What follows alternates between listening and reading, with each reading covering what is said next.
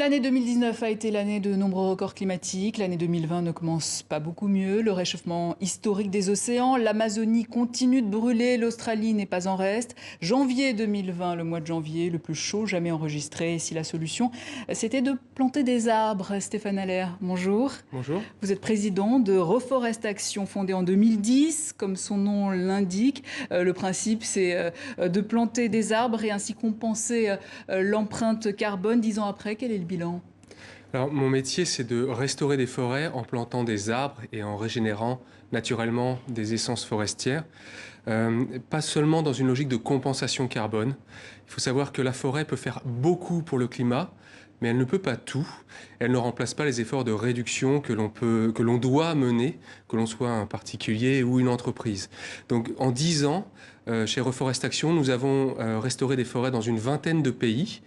Au total, 5 millions ces dernières années. Et on connaît actuellement une dynamique très forte en faveur des forêts, à l'occasion de l'actualité que vous avez rappelée, et qui montre une prise de conscience sur l'importance des forêts et aussi sur l'urgence climatique. Et quels sont vos grands projets réalisés en 10 ans? Nous avons réalisé de grands projets dans les zones intertropicales, là où l'enjeu est le plus fort, un enjeu social et un enjeu environnemental. Concrètement, intertropical, donc Brésil, où ça par exemple, oui. Brésil, Pérou, Haïti et en Afrique de l'Ouest essentiellement. Est-ce que c'est plus facile de replanter chez soi en France en l'occurrence, pour un tas de raisons, j'imagine? Alors, on intervient dans une vingtaine de pays, dont la France. Et la France pèse lourd dans nos projets, puisque cette année seulement, on a 200 projets de boisement et de reboisement, rien qu'en France métropolitaine. Les enjeux de la forêt en France et dans la zone intertropicale sont pas les mêmes. N'ont rien forcément à voir, pas du tout les mêmes sujets, mais il est pertinent d'intervenir dans les deux.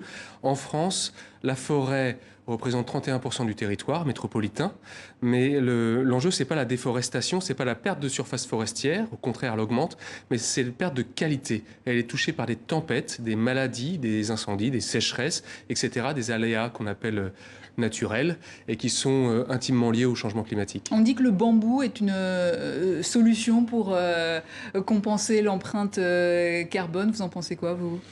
Je crois que le bambou a une capacité à stocker du CO2 au-dessus de bien d'autres arbres. Moi, je ne crois pas en solution miracle. Je ne crois pas qu'une essence d'arbre puisse répondre à une problématique environnementale ou climatique. Surtout que le bambou a plein d'atouts, mais il a aussi l'immense défaut d'être invasif. Et il n'est pas natif d'Europe. Il vient d'Asie, il vient d'Afrique, il vient d'Amérique du Sud, mais pas d'Europe. Donc planter du bambou en France, par exemple, pour répondre à une problématique climatique, je me méfie, moi, parce que déjà, on est des grands défenseurs chez Reforest Action des forêts diversifiées. On ne veut pas de monoculture, et donc le bambou étant invasif, il a tendance à prendre la place du voisin. C'est quoi le problème avec la monoculture ?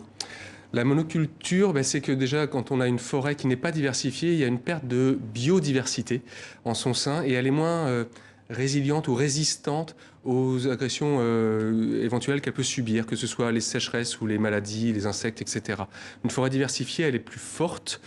C'est comme une communauté de personnes. Plus on est nombreux et différents, plus on s'enrichit les uns les autres. C'est pareil en forêt. Et ça veut dire qu'à chaque milieu, son choix d'arbres aussi ?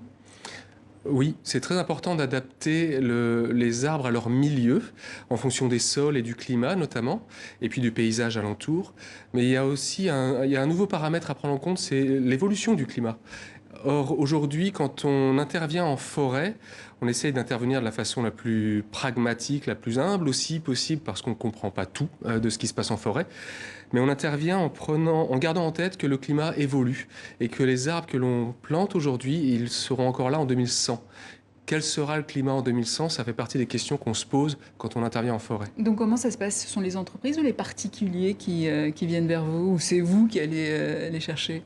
Ce sont les entreprises et particuliers qui viennent vers nous. Il y a près de 150 000 personnes qui plantent des arbres sur reforestaction.com, mais beaucoup d'entreprises également qui viennent parce qu'elles ont bien compris qu'il y avait un sujet, le climat, et donc elles font le lien climat, forêt, reforestation.